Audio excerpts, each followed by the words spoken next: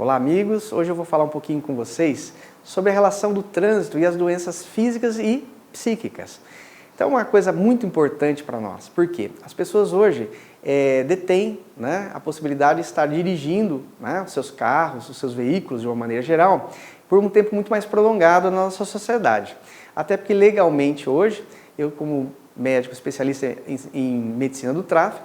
posso te dizer que realmente o direito legal aumentou, as pessoas então estão tendo acesso inclusive aos veículos novos que permitem uma acessibilidade maior ao trânsito. E dessa maneira, a gente tem que considerar que aspectos pessoais, no caso, doenças físicas e as psíquicas, que demandam, nos seus próprios quadros clínicos, muitas vezes alguma limitação para o trânsito, se torna às vezes uma situação de dificuldade e que às vezes colocam as pessoas, de uma maneira geral, em risco. Então, falar que as doenças clínicas, por exemplo, as doenças cardiológicas, as doenças neurológicas, as doenças endocrinológicas, como a própria diabetes, que muitas vezes causam impacto na condição global da saúde do indivíduo,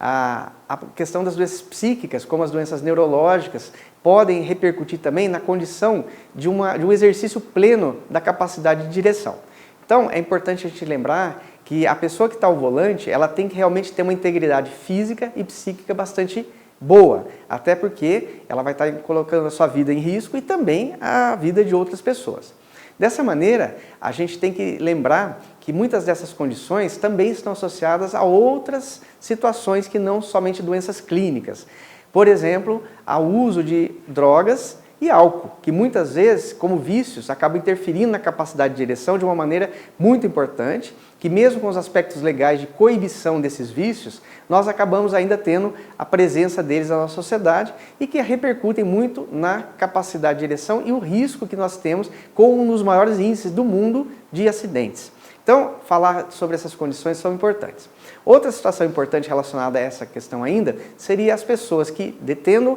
a presença de uma dessas doenças ou dessas condições, acabam também se expondo ao uso de medicamentos. Muitos dos medicamentos podem interferir na condição de dirigibilidade, que é o caso de drogas que agem no sistema nervoso central, algumas drogas antihipertensivas, algumas drogas, então, podem mudar o comportamento da pessoa frente à sua capacidade de reflexos, sobre a sua capacidade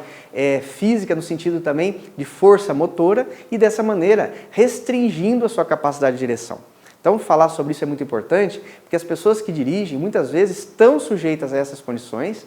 e no trânsito ninguém sabe, eventualmente, que elas são portadoras dessas condições que realmente trazem risco à sua saúde e à dos outros. Então, lembrar que isso tem que ser muito bem, coordenado, não só pelas autoridades de trânsito, mas também para que as pessoas, de uma maneira geral, se responsabilizem por si e também para procurar ajuda adequada e também serem muito honestas diante da possibilidade de informar aos médicos do trânsito ou mesmo às autoridades na situação de risco que elas se colocam e colocam os outros. Então, é uma situação bastante frequente. E nós temos que trazer isso, a presença aqui dessa discussão, porque sempre a nível de consultório, muitas pessoas nos perguntam realmente se o problema de saúde deles permite ou não que continue dirigindo. E a gente tem que ser muito claro que muitas vezes a gente tem que restringir a presença aí do indivíduo no meio